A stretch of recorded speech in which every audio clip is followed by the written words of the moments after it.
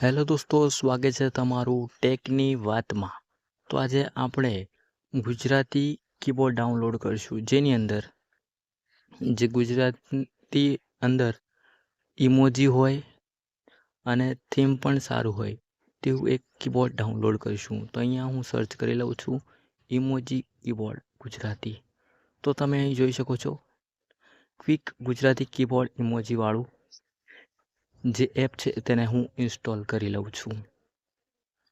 ત્યારબાદ તેને હું ઓપન કરી લઉં છું. અહીં તમે જોઈ શકો છો એનેબલ કીબોર્ડનું ઓપ્શન આવ્યું છે, તેને તમારે એક્સેપ્ટ કરવાનું છે. ત્યારબાદ ક્વિક ગુજરાતી કીબોર્ડને એનેબલ કરવાનું છે.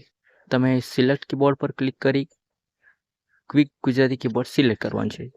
ત્યારબાદ તમે જોઈ શકો છો થીમ ઓપ્શન પર જવાનું છે. તમારે અહીં કોઈ પણ થીમ સિલેક્ટ કરવાની છે જે તમને પસંદ હોય. અહીંયાથી હું આ થીમ નંબર 6 સિલેક્ટ કરી લઉં છું.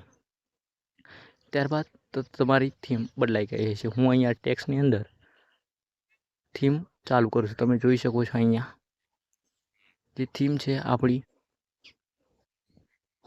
એ આવી ગઈ છે.